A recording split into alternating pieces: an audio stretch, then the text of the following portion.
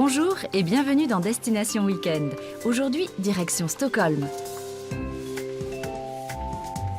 Installé dans une ancienne zone portuaire insalubre, le quartier Hammarby est en passe de devenir l'un des plus agréables de Stockholm.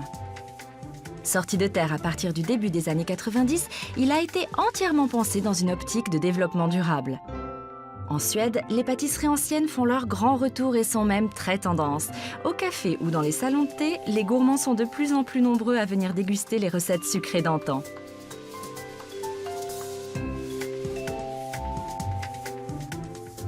À Stockholm, comme dans toute la Suède, s'enfermer seul ou à plusieurs dans une pièce surchauffée, c'est une histoire de tradition, celle des saunas. Des plus traditionnels au plus design, on a goûté à cet art de vivre nordique. Rencontre avec Daniel Couet, jeune chef en pointe. Récompensé dans les années 90 du Bocuse d'Or et d'une étoile au Michelin, sa cuisine est avant tout raffinée, inventive, basée sur des combinaisons surprenantes.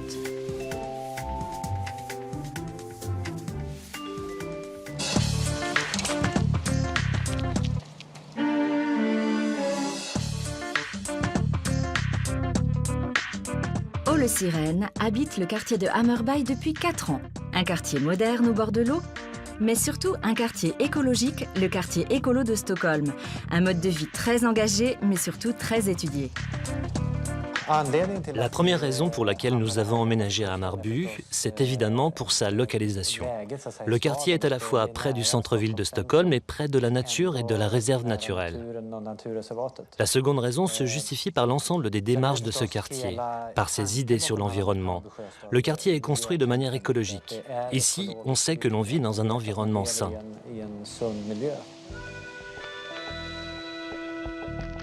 L'objectif ici était de construire un écoquartier dont l'impact sur l'environnement serait de 50% inférieur à celui des quartiers traditionnels, notamment pour les immeubles. Contrôle des dépenses d'énergie, installation de panneaux solaires, interdiction d'utiliser des produits toxiques, recours à des matériaux issus du développement durable comme le bois de mélèze. Et bien sûr, sensibilisation de la population au mode de vie écolo.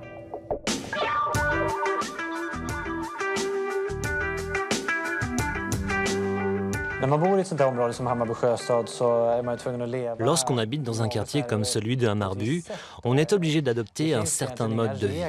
Il n'y a pas vraiment de règles, mais plutôt des consignes, des lignes de conduite, des recommandations à suivre sur, par exemple, la manière de vivre et le tri des déchets.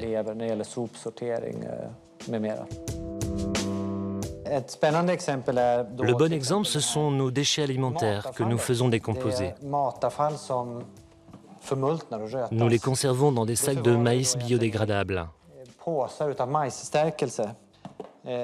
Par la suite, ces déchets sont envoyés dans un système où ils se décomposent.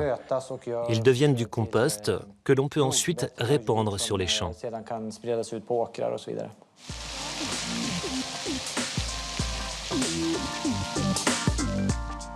En réalité, la grande originalité de ce quartier tient dans la gestion collective de ses déchets. Ici, tout est recyclé pour créer de l'énergie. Le quartier vit en autarcie, rien ne se perd, tout se transforme, à commencer par l'eau.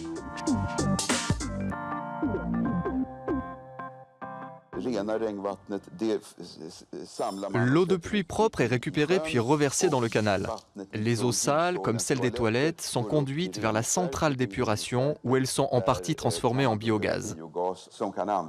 Ce biogaz sera ensuite utilisé pour les bus et autres transports de la ville, mais également pour faire fonctionner les cuisinières et alimenter le système de chauffage. Le biogaz est un gaz issu de la décomposition des déchets. Déchets récupérés dans les eaux sales, mais aussi déchets organiques déposés dans des conteneurs équipés de pneumatiques d'évacuation souterraine.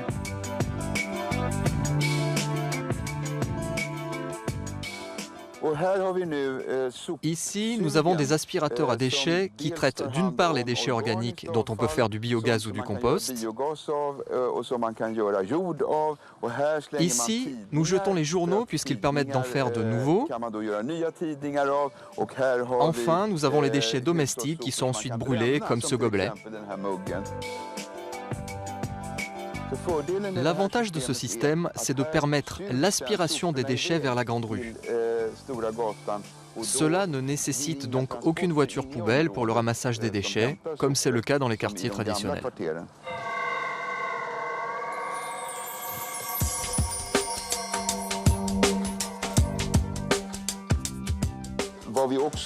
Nous avons également été attentifs au développement des transports en commun dans le quartier. Par exemple, un tramway relie le quartier au centre-ville et à d'autres quartiers. C'est un tramway électrique, il est donc relativement propre.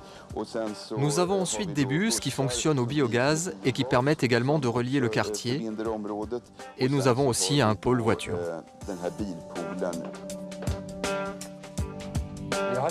Actuellement, nous ne possédons pas nos propres voitures. Nous utilisons exclusivement le pôle voiture.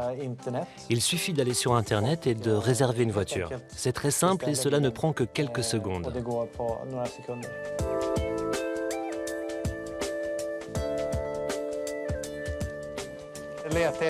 Je vais chercher ma voiture de location. Tenez, la voilà. Il me suffit juste de passer un coup de fil pour ouvrir la voiture. Et puis, il ne me reste plus qu'à attendre pour voir si elle s'ouvre. C'est magique. Allez, au revoir.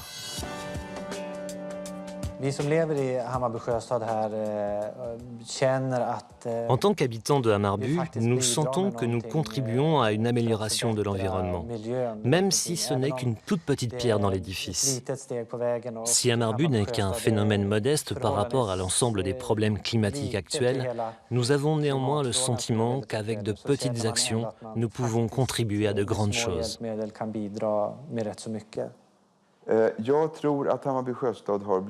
Je pense que Hammarby est devenu presque un modèle dans le sens où chaque semaine, des délégations du monde entier viennent ici pour observer le style, l'architecture, les travaux écologiques et même la vie sociale de ce quartier au bord de l'eau.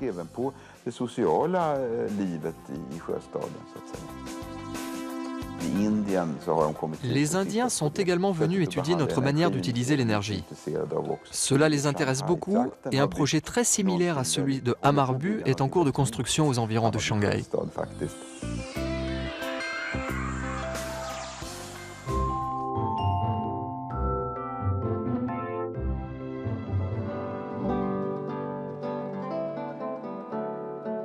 Au centre de Stockholm, des salons de thé plutôt désuets reviennent au goût du jour avec leur pâtisserie de grand-mère et leur ambiance à l'ancienne.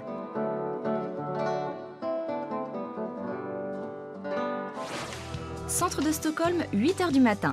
Le petit café de Lisa offre un cocon rassurant et familial où tout le quartier se retrouve pour déguster ses fameuses brioches à la cannelle.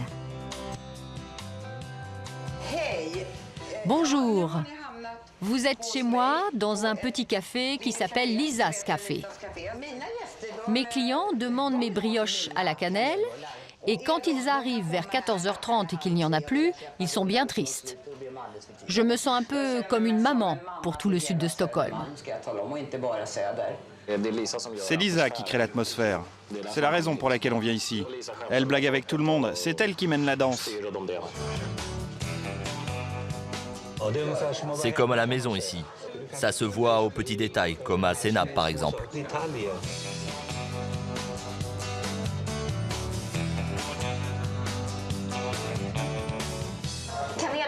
La brioche à la cannelle est faite avec les épices classiques, cannelle et cardamome qu'on utilise depuis très longtemps dans la cuisine suédoise. C'est très intéressant de regarder les études faites sur les arômes et les odeurs préférées des bébés. On a pu constater qu'ils aiment tout d'abord le lait maternel, naturellement, mais qu'ensuite, en deuxième position, arrivent la vanille, la cannelle et la cardamome. À travers ses pâtisseries, c'est donc aussi des tendresses maternelles que Lisa prodigue à ses clients.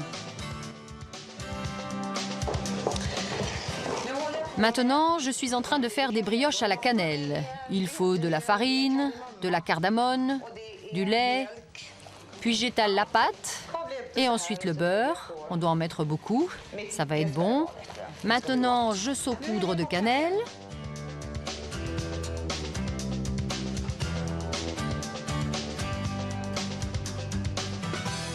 Elles vont être très très sucrées. Puis, je roule la pâte. Beaucoup me demandent comment je fais, si je ne peux pas leur donner la recette. Mais ça ne sert pas à grand-chose, car ils ne pourront pas faire mes brioches de toute façon. Tout est dans le coup de main. Ce qui est très particulier avec cet endroit, c'est l'authenticité. Depuis 5 ans, on voit la tendance du no-logo. C'est-à-dire qu'on doit éviter les grandes autoroutes et trouver les petits coins cachés où on fait des choses sans étiquette et où tout est authentique. Du sucre perlé. Regarde, comme ça devient beau.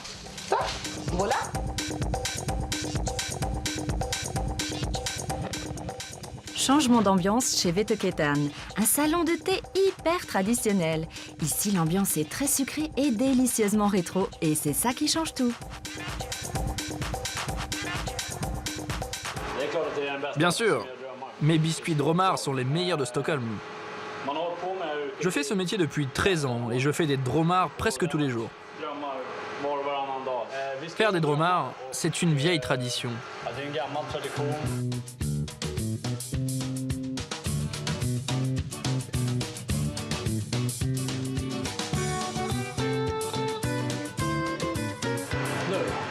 Maintenant, on va les sortir, ils sont prêts. Ils sont clairs et bons, exactement comme dans un rêve. À l'extérieur, la surface est croquante. Et à l'intérieur, c'est tout doux. Ici, à Vetoketan, on veut être plus originaux, alors on les fait un peu plus petits. Cette tendance des petits biscuits traditionnels est très intéressante parce que ce n'est pas seulement les biscuits qui sont importants, mais également l'ambiance qui va avec. Maintenant, il y a une renaissance des réunions de café à l'ancienne. On invite ses amis l'après-midi et on leur sert des biscuits et du café traditionnel suédois, pas du café latte.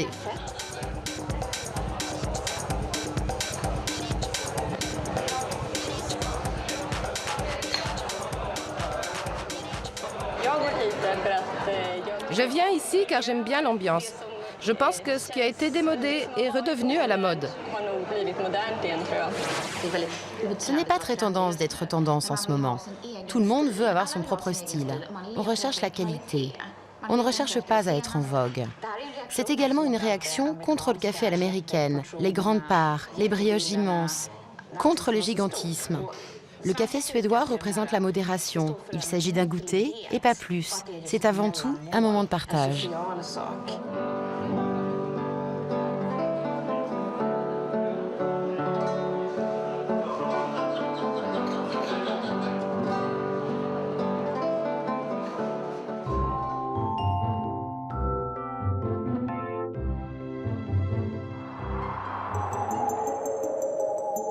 Quand les journées sont courtes et glaciales, les Suédois aiment se retrouver au chaud pour se détendre. Du petit sauna traditionnel dans l'archipel de Stockholm au spa luxueux de la capitale, nous avons plongé dans cet univers de détente.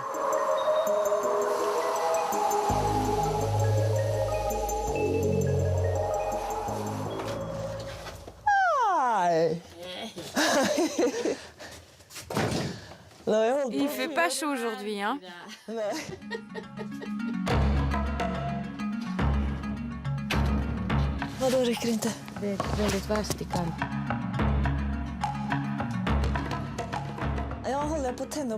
Là, je suis en train de préparer le sauna. Il se chauffe au bois.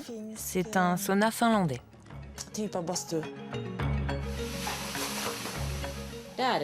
La chaleur, c'est la meilleure des choses. Il faut humidifier le sauna. On jette de l'eau sur les pierres pour obtenir une humidité purifiante. Il ne faut pas que le sauna soit sec, car ce n'est pas bon pour la peau. Dans la société stressée d'aujourd'hui, c'est agréable de se retrouver dans le calme du sauna. C'est un espace de méditation où on peut trouver la paix nécessaire pour réfléchir à ce qu'on veut. C'est la détente totale. Je ne peux pas m'imaginer vivre sans le sauna, qui est pour moi la base du bien-être. C'est vrai, nous sommes en Suède, mais la tradition de sauna est encore plus forte en Finlande.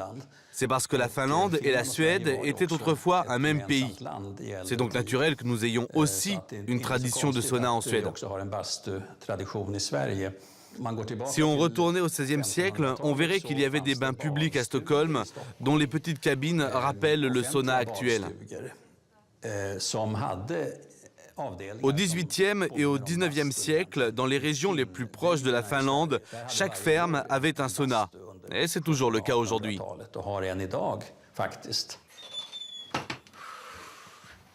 Après la grosse chaleur, allez hop, à l'eau.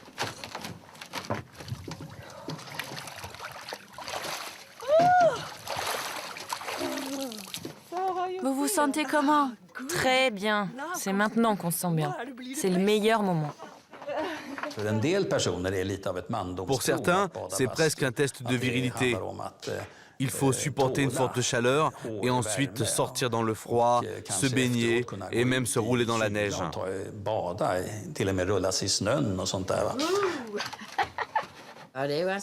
C'est assez dur pour le cœur. Les personnes qui ont des problèmes cardiaques ne doivent pas le faire. Ce n'est pas un truc pour fillettes. La mode est telle qu'aujourd'hui on trouve des saunas partout, dans les immeubles, les salles de sport, les hôtels et de plus en plus dans les lieux de travail. Nous sommes à Stockholm, dans un sauna qui appartient à une entreprise. C'est moi qui ai dessiné ce sauna pour faire plaisir à tous ceux qui travaillent avec moi, ici. Car je travaille moi aussi avec eux. Le style du sauna a probablement beaucoup changé depuis l'époque où j'étais une petite fille. À l'époque, il était fabriqué en sapin et situé dans le sous-sol. Il n'y avait pas de fenêtre et ça rendait vraiment claustrophobe.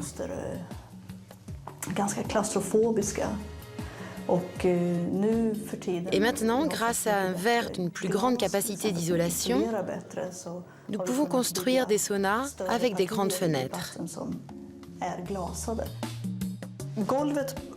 Le sol, sous les sièges, penche. Et c'est pour que la chaleur et l'air circulent mieux.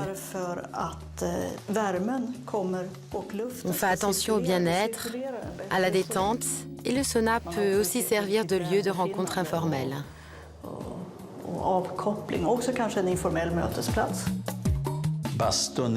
Quand on passe du temps dans un sauna, cela procure un sentiment de bien-être. Et c'est aussi un acte social, car on ne va jamais seul au sauna. Ce serait complètement inutile.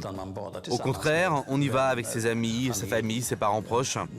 Cela devient alors un rituel social. On parle, on boit une bière ensemble, dans le calme.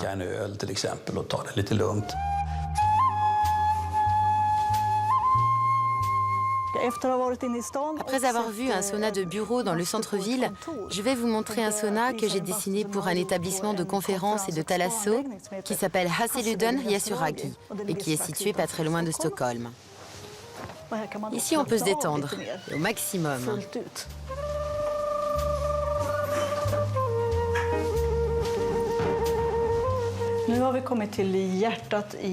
Maintenant, nous sommes arrivés au cœur même de l'établissement de thalasso où les gens viennent se détendre après leur journée de travail, voire même toute une semaine.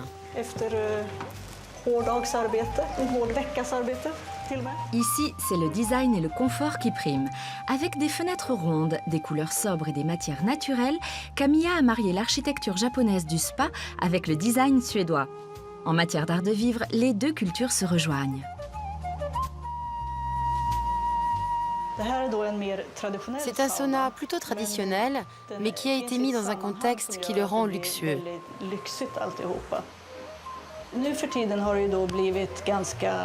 Maintenant, c'est devenu assez tendance de soigner son corps et son âme, de chercher de nouvelles expériences, de découvrir des lieux nouveaux et surtout de les partager avec d'autres personnes.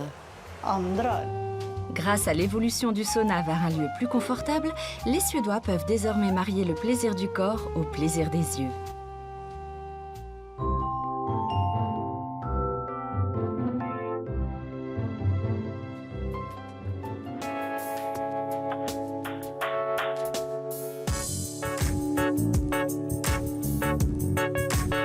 Je suis cuisinier depuis 20 ans bientôt.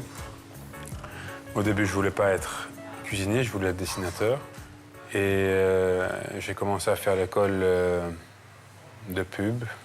Pendant cette année, j'étais obligé d'avoir un travail pour avoir un peu d'argent de poche. Et j'ai eu un travail commis dans un restaurant qui allait être étoilé à Stockholm. Et ça m'a plu énormément. Du coup, Daniel va changer de voie, faire l'école hôtelière, ouvrir son restaurant. En 95, il obtient le Bocuse d'argent. En 96, sa première étoile au Michelin. Il est aujourd'hui le jeune chef montant de Stockholm, un chef innovant, perfectionniste, qui n'hésite pas à se rendre 2 fois par semaine chez son boucher pour superviser lui-même la découpe de ses viandes.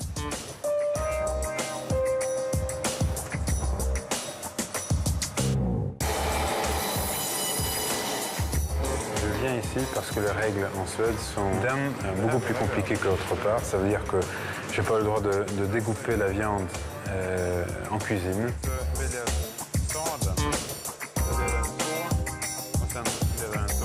C'est pour ça que c'est plus facile pour moi de venir ici, parler avec les professionnels et ils préparent la viande exactement comme je veux la voir et après moi je fais la finaison en cuisine. Et voilà. Tac. Alors d'expliquer ce que c'est ma cuisine, c'est toujours une question très difficile à expliquer. C'est pas une cuisine classique, c'est pas une cuisine française, c'est pas une cuisine, je sais pas, japonaise. C'est une cuisine avec des influences du monde entier.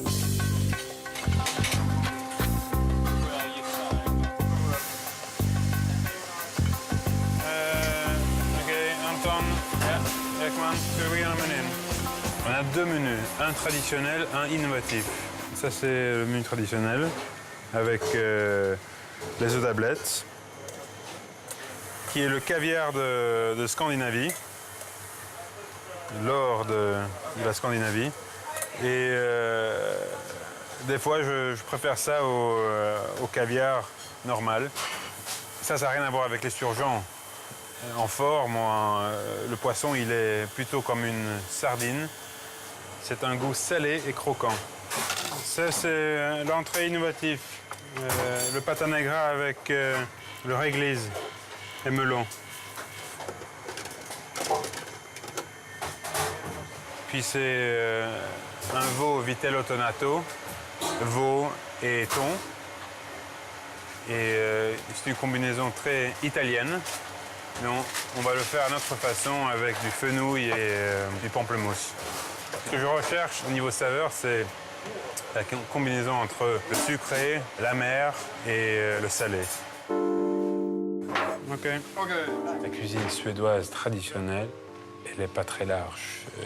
Il y a les boulettes et ce qui est intéressant en fait dans la cuisine suédoise, c'est le mélange entre aigre et doux. C'est d'interpréter ça à notre façon qui est moderne.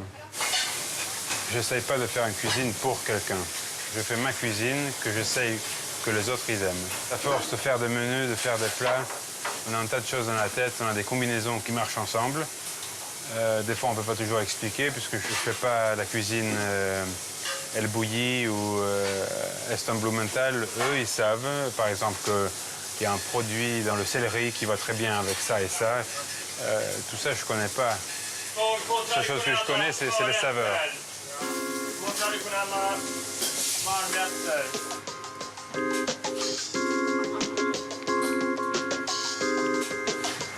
Ma cuisine, elle est raffinée, comme le restaurant. On a travaillé ici, dans ce restaurant, on a travaillé avec un architecte suédois qui n'est pas très suédois, je veux dire, dans sa façon de faire. Puisque l'architecture suédoise, elle est très froide. Et j'ai pas du tout envie de ressentir ça quand moi je suis dans un restaurant, parce que je veux que ça soit une lumière chaude, relaxant. Et la cuisine, elle va avec. Et des fois, ça explose dans la bouche, et des fois, c'est très équilibré. Et ma cuisine, dans ma cuisine, j'aime surprendre.